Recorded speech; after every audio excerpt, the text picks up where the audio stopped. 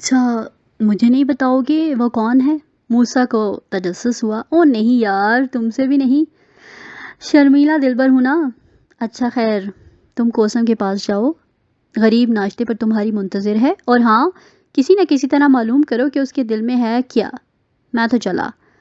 ناشتے کی میز پر کوثم ابھی تک بیٹھی تھی۔ مہا بیگم اسے تشویش بھری نظروں سے دیکھ رہی تھی۔ کوثم، میں دیکھ رہی ہوں کہ موسیٰ کے لیے تم کچھ عجیب سی ہوتی جا رہی ہو۔ میرا مطلب ہے، وہ ایک سیکنڈ کے لیے سوچ میں پڑ گئیں۔ دیکھو کوثم، جو بات نہیں ہو سکے اسے سوچنا بھی نہیں چاہیے۔ وہ میرا بھتیجا ضرور ہے، مگر حقیقت ہے ہم آنکھ نہیں چرا سکتے۔ ہم میں اور اس میں زمین اور آسمان والا فرق ہے۔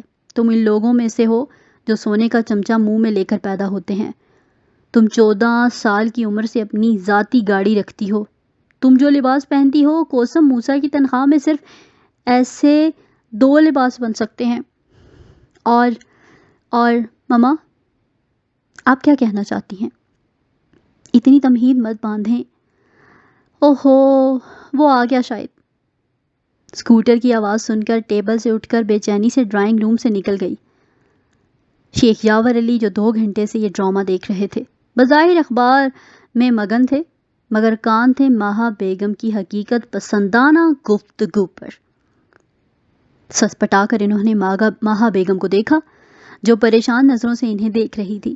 تمہارا بھتیجا زیادہ آنے لگا ہے یہاں، کوثم کو سمجھانا تمہارا کام ہے۔ وہ بات مختصراً مگر اٹل کرتے تھے۔ یہ کہہ کر انہوں نے دوبارہ اخبار اپنے آگے یوں کر لیا جسے کوئی بات نہ ہو۔ کوثم موسیٰ کے ساتھ تیز تیز باتیں کرتی اندر چلی آ رہی تھی۔ السلام علیکم پھوپھا جان۔ پھوپھو، اس نے حسب عادت نعرہ لگایا اور میں کرسی پر بیٹھ گیا۔ جیتے رہو بیٹا، مہا بیگم چہرے پر زبردستی بشاشت لاتے ہوئے بولی۔ بڑی دیر سے انتظار کر رہی ہے کوثم، بالائی کے پراٹھے فریز کرا دیے تھے اس نے، اور وہ تمہاری پسند کے فرائی گردے بھی ہیں۔ اوہو، ویری گڈ، وہ مسکرا دیا۔ پھوپھو میرا بہت خیال رکھتی ہیں۔ کوثم فیروزی کلر کے ڈھیلے ڈھالے خوبصورت لباس میں ہمیشہ کی طرح پھول کی طرح کھیلی ہوئی تھی۔ گلابی نازک پر فیروزی ہی ایک باریک ڈوریوں والی سینڈل میں جکڑے کتنے خوبصورت لگ رہے تھے۔ موسیٰ نے اس کا سرے سے لے کر پیر تک بھرپور جائزہ لیا۔ یہ خوبصورت پھول میرے ساتھ پریشانیوں کے جنگل میں مرجھا کر رہ جائے گا۔ یہ ایک تلخ حقیقت تھی۔ اس نے نظریں جھکا کر چائے کا گھونٹ بھرتے ہوئے سوچا۔ یہ تم کیا سوچ رہے ہو؟ آج بڑے سیریس ہو۔ کوثم دونوں ہاتھوں کے کول میں پھول سا شگفتہ چہرہ لیے اسے بغور تک رہی تھی۔ کیا میری کل والی بات بہت بری لگی؟ آئی ایم سوری موسیٰ، تمہیں تو پتہ ہے نا، مجھے تمہارے ساتھ لڑنے جھگڑنے میں بہت مزہ آتا ہے۔ وہ اپنی ہی کہی جا رہی تھی۔ مہا بیگم نے گھبرا کر یاور علی کو دیکھا، جو تیز تیز نظروں سے اپنی بیگم کو گھور رہے تھے، اور پتہ نہیں کیوں انہیں کھانسی کا دورہ سا پڑنے لگا تھا۔ شاید کوثم کی باتیں پھندے کی طرح حلق میں اٹک گئی تھیں۔ موسیٰ کا جی چاہتا تھا آج کوثم سے سب کچھ پوچھ لے۔ جس آگ میں وہ جل رہا ہے اگر 2 طرفہ ہے تو زندگی کا رنگ کچھ اور ہو جائے گا، مگر وہی مصلحتیں، وہی الجھنیں تصور میں نانو اسے گویا یاد دہانی کرا رہی تھی۔ ان کی گٹے دنوں کی وہ بات اسے جانے کہاں سے یاد آ گئی تھی۔ کم از کم تیری بہنیں بیاہ دینا موسیٰ، بیٹے پھر اپنا گھر بسانا۔ جانے آنے والی کیسی ہو، میری معصوم کلیاں مرجھا نہ جائیں۔ سمجھوتوں کی آگ پر چلنا بہت دشوار ہوتا ہے بیٹا، گھر بھرا ہو تو بات بات پر سمجھوتے کرنا پڑتے ہیں۔ کبھی تمہیں بہنوں کی ڈھال بننا پڑے گا، کبھی بیوی کا مان رکھنا ہوگا۔ رشتوں میں توازن کم ہی لوگ رکھ پاتے ہیں۔ نانو ٹھیک ہی کہتی ہیں۔ انہی کے محلے میں ایک گھرانہ تھا جہاں بالکل اسی کے گھر جیسا حال تھا۔ ماں باپ تھے نہیں، 4-5 بہن بھائی کھڑے تھے۔ بڑے بھائی نے اپنی شادی جلد کر لی۔ نتیجہ یہ تھا کہ وہ اپنی شادی شدہ زندگی کے بکھیڑوں میں الجھ کر اپنے فرائض بھول بیٹھا تھا، اور بہنیں اب تک بن بیاہ ہی بیٹھی تھیں۔ چھوٹے بھائی کو تعلیم چھوڑ کر نوکری کرنا پڑ گئی تھی۔ خرچہ پورا کرنے کے لیے تو یہ تو جان بوجھ کر آگ کے دریا میں کود جانے والی بات ہوگی۔ بہنوں کی ذمہ داریاں ٹھیک طرح وہ پوری نہیں کر سکے گا اور کوسم کی دلداریوں سے بھی منہ موڑنا پڑے گا۔ اس کھیل کو یہی ختم کر دینا چاہیے۔ چائے کے آخری گھونٹ کے ساتھ ہی اس نے حتمی فیصلہ کر لیا۔ موسیٰ، آج شام لیلن کی برتھ ڈے ہے، کھانا یہی کھانا، اور پلیز میرے ساتھ بازار چلو گے نا؟ اس کے لیے گفٹ لینا ہے۔ یس میم۔ اس نے چہرے پر شوق سی مسکراہٹ چڑھا لی کہ دلوں کے بھید دلوں میں رہ جائیں تو اچھا ہے۔ ماہا بیگم اوپر اپنے بیڈ روم میں جا چکی تھی۔ نوکرانی سے اس وقت وہ ساری صفائی اپنی نگرانی میں کراتی تھی۔ شیخ یاور علی ابھی بھی اپنے کام پر نکل چکے تھے۔ لیلن سو کر ابھی اٹھ کر آئی تھی۔ نیچے لاؤنج موسیٰ اور کوسم کو یکجا دیکھ کر ہمیشہ کی طرح معنی خیز انداز میں مسکرا دی۔ موسیٰ بھائی، ذرا ایک گیس کیسٹ لگا دیں پلیز، جب تک میں منہ دھو کر آتی ہوں۔ کوسم یک میں میگزین درست کر کے رکھ ہی رہی تھی، موسیٰ نے کیسٹ پلیئر میں لگا دیا۔ خوبصورت غزل کے معنی خیز بول اسے اور بھی الجھانے لگے۔ راہ طلب میں کون کسی کا اپنے بھی بیگانے ہیں، اپنی ذات سے عشق ہے سچا، باقی سب افسانے ہیں۔ لیلن بھی باتھ روم سے گنگناتی ہوئی نکل آئی۔ اسے دیکھ کر بے ساختہ ہنس پڑی۔ کوسم کچھ چپ سی ہو گئی تھی۔ ایک دم ہی وہ شاکی نظروں سے لیلن کو دیکھ کر رہ گئی۔ اس نے لیلن کو مسکراتے دیکھ کر سوال کیا، تمہارا مطلب ہے یہ عشق، یہ محبت سب کچھ بکواس، بیکار ہیں؟ ان جذبوں کو کوئی وجود نہیں، محض ڈھکوسا ہیں۔ موسیٰ ایک دم ہی خود بد مزاج سا ہونے لگا تھا۔ کوسم نے حیرانی سے اسے دیکھا۔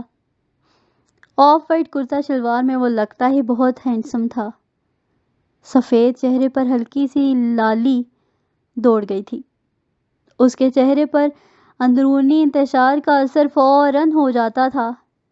ڈارک براؤن بالوں میں بے چینی سے انگلیاں پھنسائے وہ کوسم کو دیکھ رہا تھا۔ شور مچاتی آنکھیں، بے قرار نظریں، کوسم کا چہرہ گلابی سا ہونے لگا۔ بہت سے جذبوں کی بارش میں وہ جیسے بھیگ چکی تھی، مگر خاموشی اچھی تو نہیں ہوتی۔ کچھ کہو، بولو، تم ایک مرد ہو نا؟ اس نے جھنجھلا کر اپنے عجیب و غریب محبوب کو دیکھا جو کچھ کہتے کہتے رک سا گیا۔ بلکہ یوں سمجھ لو کہ وہ اور بھی دکھ میں زمانے میں محبت کے سوا۔ گڈ! لیلن نے جوش میں آ کر تالیاں بجانا شروع کر دی۔ ایسے ہی جوان ترقی کر جاتے ہیں ڈیئر کزن، یہی زمانہ ہے جو آپ کچھ کر سکتے ہیں۔ اس نے پھیکی پڑتی کوسم کو بغور دیکھا۔ موسیٰ بھائی پر بہت ذمہ داریاں ہیں آپی، اور اصولاً نبھانا چاہیے انہیں، کیونکہ ماں باپ کے نہ ہونے کی صورت میں۔ وہ پھر کچھ کہتے کہتے کوسم اور موسیٰ کے چہرے کے بدلتے رنگ دیکھ کر چپ ہو گئی۔ سوری، اس مسئلے کا حل ہی نہیں۔ وہ آپ اندر دل میں بے حد صاف گوئی اور حقیقت پسندی سے خود کو مخاطب تھی۔ ہم جس طرح پلے بڑے ہیں، آپ ہی مان لو اس بات کو، ہمارا گزارا کہیں نہیں ہو سکتا سوائے اپنے جیسے ماحول میں۔ ہمیں تو عشق کرنے کے لیے بھی اسٹینڈرڈ کا خیال رکھنا پڑتا ہے۔ بالغرض تم اور موسیٰ بھائی ایک ہو بھی جاؤ گے ڈیڈی سے بغاوت کر کے، تو بھی تم چین سے نہیں رہ سکو گی، کیونکہ موسیٰ کی زندگی مچھلی کے جال کی طرح ہے اور تم اس میں پھنس جاؤ گی۔ موسیٰ بھائی جہاں کھڑے ہیں وہیں کھڑے رہ جائیں گے، ان سے وابستہ 5 جانیں کیا کریں گی؟ آپ ہی خود ہی سوچو، سمجھو اس بات کو۔ ہم لوگ مڈل کلاس کو افورڈ نہیں کر سکتے، اس معاملے میں ہم بہت غریب ہیں، لہذا واپس آ جاؤ۔ آگے بڑھنے سے زیادہ آسانی ہے واپسی۔ وہ من ہی من میں کوسم کو سمجھا گئی تھی، اور کوسم اس کی گہری خاموشی مگر احتجاج کرتی نظروں کی زبانی بہت کچھ سمجھ گئی تھی۔ کزن، بڑی گمبھیر قسم کی فضا ہو گئی ہے نا؟ لالن نے بے پرواہ بننے کی کوشش کی۔ پتہ نہیں ہم تینوں اس وقت کون سے مسئلے میں الجھ گئے ہیں۔ سو واٹ، لیٹ، چلے آج لنچ باہر ہوگا، پہلے شاپنگ چلو، آپ ہی تیار ہو جاؤ فٹافٹ۔ شاید میں وہ کچھ سمجھ بیٹھی ہوں جو ہے نہیں۔ کوسم کا دل بجھ سا گیا تھا۔ بہت گہری نظروں سے اس نے موسیٰ کو دیکھا، جہاں سپاٹ چہرہ تھا، دل میں اٹھتے شور مچاتے ارمانوں کے طوفان موسیٰ نے مسلحوں کی اوٹ میں چھپا جو لیے تھے۔ مہا کسل کی رونق دیکھنے والی تھی۔ پیسہ کی فراوانی، طبیعتوں میں سکون ہو تو مل بیٹھنے، ہنگامے کرتنے کے لیے بے شمار بہانے نکل آتے ہیں، اور کوئی 2 ماہ ہو چکے تھے جو مہا کاسل میں ہنگامہ کوئی تقریب نہیں ہوئی تھی۔ وجہ یہ نہ تھی کہ پیسہ کم تھا یا کرنے والے نہ تھے، بس شہر کراچی کو ہی نظر لگ گئی تھی۔ ہر وقت کرفیو کی زد میں رہنے والے شہر میں رونقیں سجتی بھی تو کیسے؟ لوگ سہمے ڈرے خوف سے، اندیشوں سے، دن دہاڑے لوٹ مار، افراتفری، بہت ساری مصیبتوں نے ایک ساتھ ہی گھیراؤ کر لیا تھا۔ اسلحہ کی آزادی نے مار دھاڑ سے بھرپور انسان جنم ڈے والے تھے۔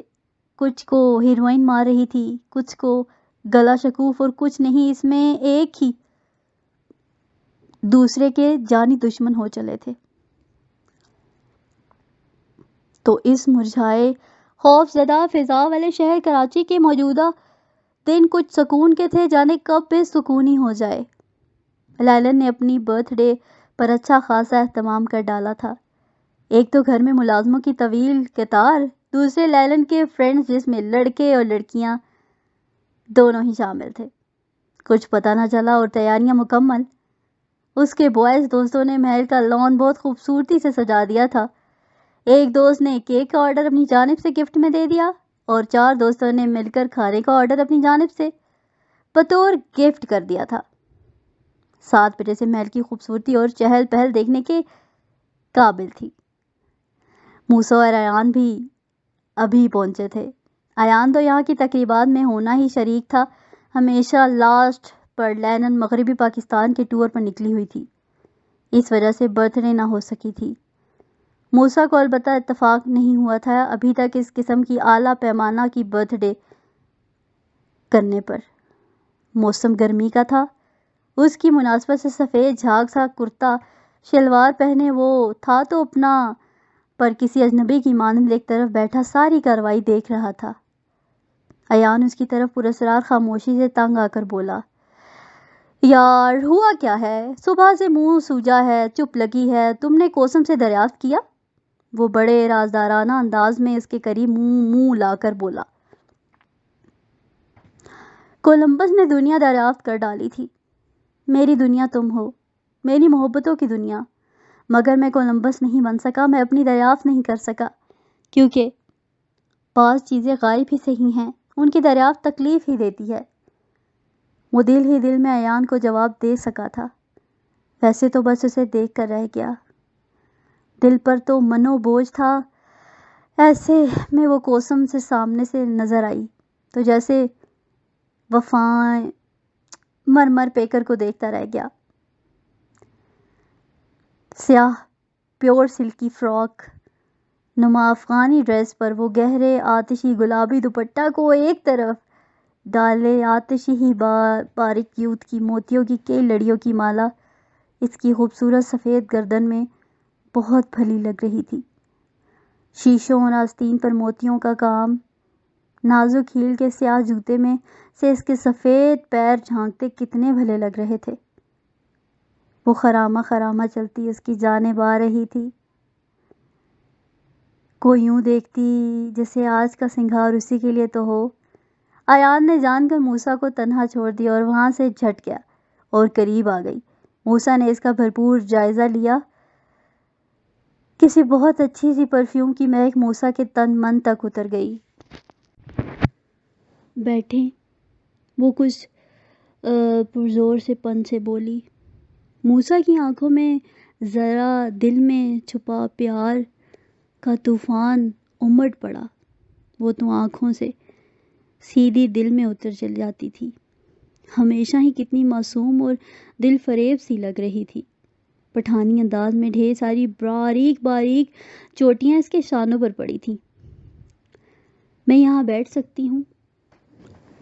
اب وہ خاصے طنزیہ انداز میں اس سے مخاطب تھی۔ ہاں، موسیٰ نے ایک طویل سانس لی۔ یہ محل تمہارا ہے، یہاں کا ذرہ ذرہ تمہارا، پھر بھلے بیٹھنے کی اجازت وہ بھی مجھ سے۔ وہ خاصا تلخ ہوا چلا تھا، اس کی بے اعتنائیاں، کچ ادائیاں، نروٹھا پن کوسم کا جی جلا گیا۔ اس کے قریب کرسی کھینچتے ہوئے بیٹھ گئی۔ کیا میں پوچھ سکتی ہوں تمہارے بگڑے رویے کی وجہ کیا ہے؟ یہ کوئی ضروری تو نہیں ہر بات تمہیں بتا دی جائے؟ ڈیئر کزن، وہ زبردستی ہی چہرے پر مسکراہٹ لاتے ہوئے بولا۔ اچھا، اب غیرت بھی برتنے لگی؟ کوسم کو غصہ آ رہا تھا۔ کیا مطلب غیرت؟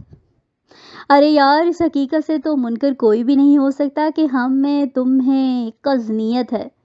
غیرت کا بھلا کیا سوال؟ اوہ کوسم لکنگ سو کیوٹ۔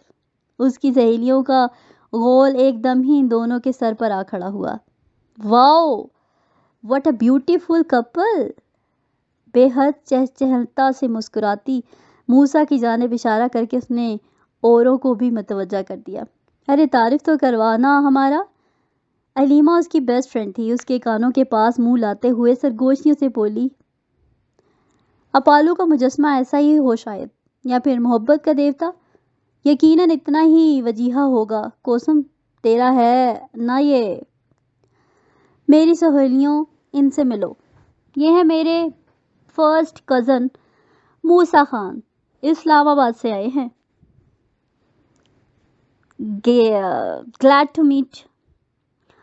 رسمی سا جملہ موسیٰ کو ادا کرنا ہی پڑا۔ Oh looking handsome. جانے کہاں سے لیلن ٹپک پڑی تھی، سفید کا مدار سکرٹ میں اچھی لگ رہی تھی۔ باتوں کو سفید شیشے جڑے سلکی رومال میں ڈھانپے وہ موسیٰ کو بہت غور سے دیکھ رہی تھی، گہری گہری نظروں سے، کبھی موسیٰ کو کبھی کوسم کو۔ موسیٰ مسکرا دیا۔ ہیپی برتھ ڈے لیلن، ایس بہت سی سالگرہیں نصیب ہوں۔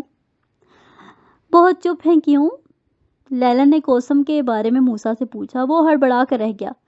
کوسم اپنی سہیلیوں کے ساتھ وہاں سے جا چکی تھی۔ لیلن، موسیٰ نے حیرانی سے اسے دیکھا۔ کوسم کی اداسی، کوسم کی میسر میں، کیا ان سب جذبوں کا ذمہ دار میں ہوں؟ وہ بھی ملے جلے انداز میں لیلن پر چپوٹ کر گیا تھا۔ لیلن بھی تو ہر لمحہ ہی اسے اس کی حیثیت یاد دلایا کرتی تھی۔ ارے بھائی، برتھ ڈے گرل کہاں ہے؟ اس کے دوست اسے ڈھونڈتے کھوجتے ادھر نکلے۔ وہاں سب کے جلوں میں کہہ کے لگاتی واپس چلی گئی، اور پھر اونچے لوگوں کی اونچی پارگی نے جیسے اسے بہت نیچے گرا دیا تھا۔ یہاں تو بے فکری تھی، لگتا تھا ہر ایک شخص شادمانی سے چور ہے، کسی کے ساتھ کوئی الجھن نہیں، مجبوریاں نہیں، ہلا گلا جاندارانہ کہہ کے ایک دوسرے پر کسے شوق فکرے۔ بڑا رنگین سما تھا۔ شیخ یاور علی اور ماہا بیگم علیحدہ ایک گوشہ میں اپنے ہم عمر لوگوں سے محو گفتگو تھے۔ کیک کٹنے کے بعد بہت اعلیٰ قسم کا ڈنر ہوا، اور پھر شور شرابے کے دوران بے تکلف دوستوں نے گفٹ کھولنا شروع کر دیے۔ وہ حیران یہ سب دیکھتا رہا۔ لیلن اور کوسم کو تو کسی چیز کی کمی نہ تھی، مگر واہ رے قدرت، کیا شان ہے تیری، بھرے کو اور بھرتا ہے۔ گولڈ کی جیولری، ریئل پرل کے سیٹ، سلک کے ملبوسات، پرفیوم، یہ تحفے سالگرہ کے تھے۔ اچانک ہی اسے اپنی کم مائگی کا اور بھی شدت سے احساس ہونے لگا۔ شاہا کو پرفیومز کا کتنا شوق تھا۔ فلزا پیسے جمع میں کر کے چیزیں لیتی تھی اور پیوند لگا کر اوڑھ رہی تھی۔ وہ خدایا، اس کا جسم سے نہ اٹھا، تیری دنیا میں یہ کیسے کیسے رنگ ہیں۔ کوئی اپنی ضرورتوں کے لیے بھی ترسے، انہیں پوری کرنے کے لیے تگ و دو کرے، اور کوئی ہیرے موتی میں کھیلتا ہے۔ اسے ایک دم ہی گھٹن سی محسوس ہونے لگی، گو کہ بہت ٹھنڈی مست کر دینے والی خوشبوؤں سے بھوجل ہو چل رہا تھا، مگر موسیٰ کو لگا جیسے وہ کسی بیابان میں ننگے پاؤں چل رہا تھا۔ اس لمحے وہ شدید کمپلیکس کا شکار تھا۔ ایان کدھر تھا؟ اس نے نظریں چاروں طرف دوڑائیں۔ وہ جلد از جلد اسے گھٹے گھٹے ماحول سے خود کو آزاد کرانا چاہتا تھا۔ ایان کو دیکھتے ہی وہ آگے بڑھا تو وہ دشمن جاں اس کے قریب آ کر رک گئی، حیرانی سے اسے دیکھتی رہی۔ تم کہاں جا رہے ہو موسیٰ؟ میں تو تمہارے پاس آ رہی تھی، بور ہو رہے تھے نا؟ وہ مسکرائی اپنی عادت کے مطابق جب وہ اپنے ہونٹوں کو دانتوں تلے دبا کر مسکراتی تھی تو موسیٰ اس کی اس ادا پر بہک بہک جاتا تھا۔ اس کی اس موہنی سی مسکراہٹ نہیں تو اس کے دل کی دنیا تہ و بالا کر ڈالی تھی۔ چپ چاپ کھڑا سوچوں میں ڈوبا موسیٰ کوثم کے دل میں اترتا چلا گیا۔ موسیٰ، اس نے بے اختیار ہو کر اس کا ہاتھ اپنے ہاتھوں میں لے لیا۔ گرم جذبات سے بھرپور خوبصورت ہاتھ موسیٰ کے ہاتھوں نے اسے جکڑ لیا، مٹھی میں، یوں جیسے چمکتی دمکتی تقدیر کوئی مٹھی میں چھپا لے۔ مرد تھا نا، جذباتی ہو چلا۔ کچھ لمحے پہلے کا کمپلیکس جانے کہاں چھپ گیا تھا، اب تو محبت کی فتح کے احساس سے سرشار تھا۔ موسیٰ، تم کچھ کہتے کیوں نہیں؟ کوثم اس وقت محبت کے نشہ میں چور چور تھی۔ کیا کہوں کوثم، کیا سننا چاہتی ہو؟ اس کی آواز جذبات سے بوجھل تھی۔ موسیٰ، کیا تمہیں مانگنا نہیں آتا؟ مانگ لو موسیٰ، مما سے مانگ لو مجھے۔ کوثم بے قرار تھی۔ کوثم، نہیں، یہ ہو ہی نہیں سکتا۔ مجھ میں نہ سننے کی تاب نہیں ہے۔ میں جانتا ہوں پھپھو مجھے کچھ نہیں دے سکتی۔ آج تک پھپھا نے جو کچھ دیا انہیں اپنی مرضی سے بس اتنا ہی لے سکی ہیں۔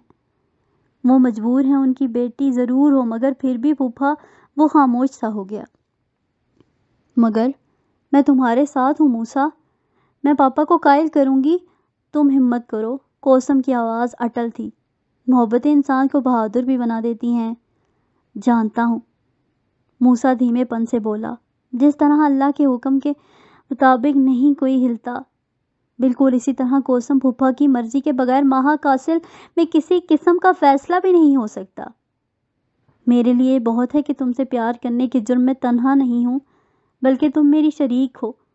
تم بزدل ہو موسیٰ، پیار کرنے والے نڈر ہوتے ہیں۔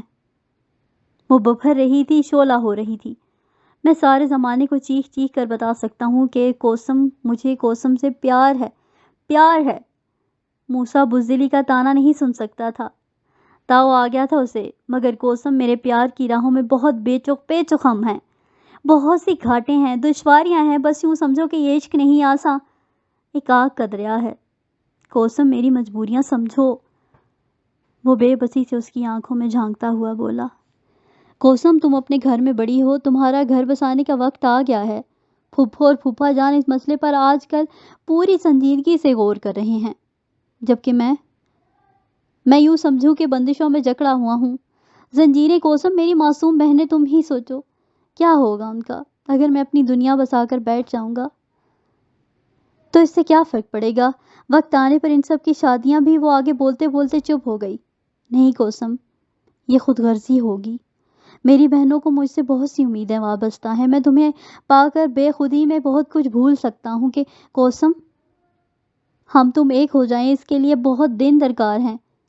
تم کر سکو گی یہ انتظار؟ اس کی آواز میں بے پناہ اشتیاق تھا۔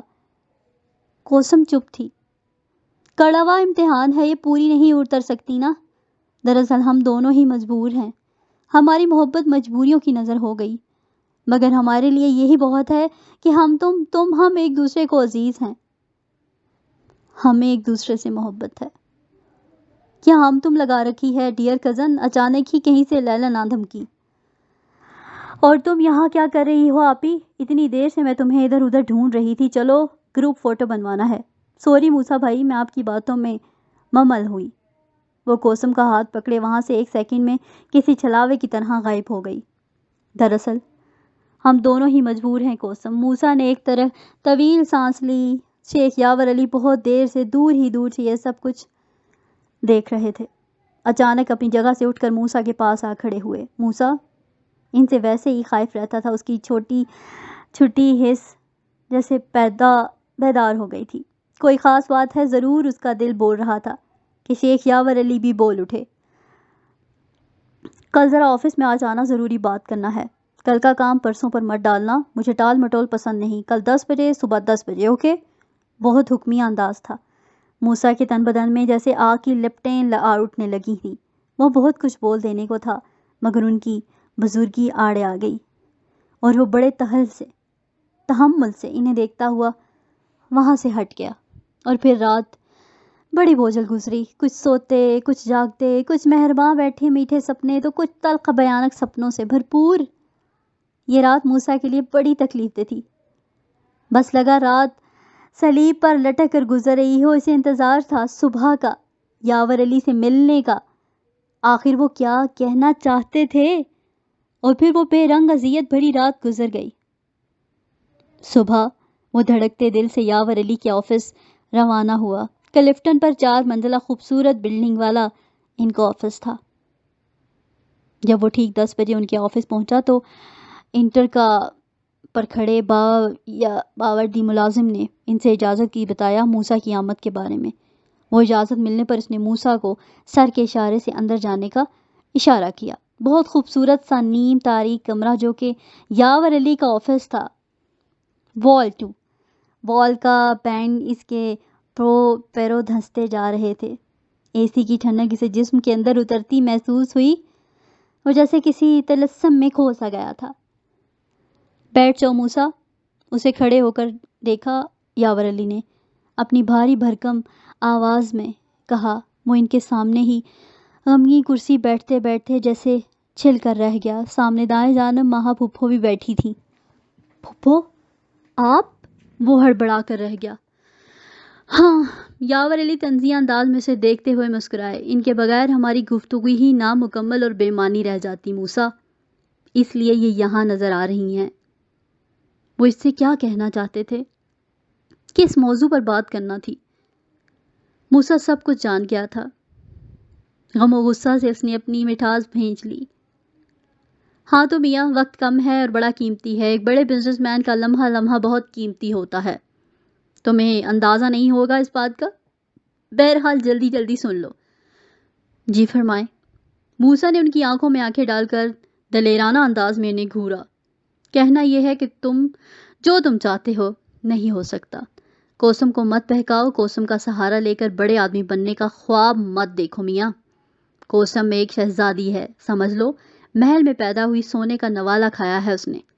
रेशम से सजी वो हमेशा। इसका हर दिन ईद के मानंद, रातें शब बेरात की मानंद हुआ करती थी।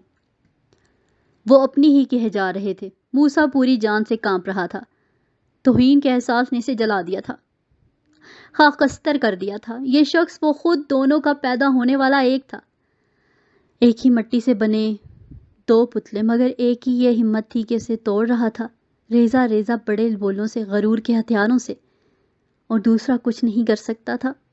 वो तिलमिला कर उठ खड़ा हुआ तैश के आलम में। अभी मेरी बात ख़त्म नहीं हुई मूसा, सुनो। इस किस्से को यहीं ख़त्म करना है। तुम्हें अभी इसी वक्त कोसम नहीं मिल सकती। हो ना हो कहती है शादी करेगी तो मूसा से। उनकी आंखों से चिंगारियां निकल रही थी। महा बेगम चुप क्यों हो? वो गरज कर बोले। समझाओ अपने भतीजे को वापस चला जाए जहां से आया है। हमारे रास्ते खोटे ना करे। वापसी की कीमत हम देंगे। उसके घर में जो 5 अदद लड़कियां बैठी हैं, इन्हें ब्याहे जाए, अपनी जिम्मेदारियां पूरी करें। नहीं बोलोगी तुम कुछ?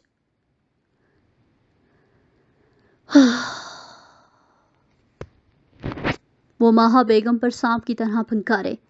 महा बेगम आप दीदा हो गई। ये ठीक कह रहे हैं। उनकी आवाज़ हलक में फंस रही थी। तुम लौट जाओ मूसा बेटा, और तुम अपने मुंह से कह दो कि ओसम को कि तुम्हें इससे कोई चाहत नहीं। वो जिद पर अड़ी है। प्लीज़ मूसा, कह दो उससे। मूसा पर नीम दीवानगी सी कैफियत आ रही थी। बस लग रहा था वो पैसतों में गिरता जा रहा है। कभी वो यावर अली को देखता, कभी महा बेगम को। उसके कानों में लगता था दूर से आवाज़ आ रही थी, शाम में कोसम से फैसला कर लेना है। तुम्हें इससे मोहब्बत नहीं है लड़के। सुना तुमने? ये कहना है और कल इस शहर कराची में तुम दोबारा नज़र नहीं आओगे। और हाँ, इस समझौते के 1 लाख कल जाने से पहले ले लेना। मूसा के दिलों दिमाग पर जैसे यके बाद दीगरे कई धमाके हो रहे थे। अंदर ही अंदर वो जैसे ख़त्म हो चुका था। Now get out. यावर अली की दोबारा तहकराना आवाज़ ने इसे जैसे होश की दुनिया में ला खड़ा किया। बड़ी गहरी गहरी नज़रों से उसने यावर अली की तरफ देखा। इसकी गहरी आंखों में जैसे बरक सी लहरा रही थी इस लम्हे। मोहतरम सेठ यावर अली, तुमने बहुत कुछ कह डाला मुझसे, मगर अब मैं कहूँगा, मैं बताऊँगा क्या करना है और कैसे। बड़ा बेरहमाना अंदाज था मूसा का इस लम्हे। महा बेगम का नपकरा इसे कमरे से बाहर निकलते देखती रह गई।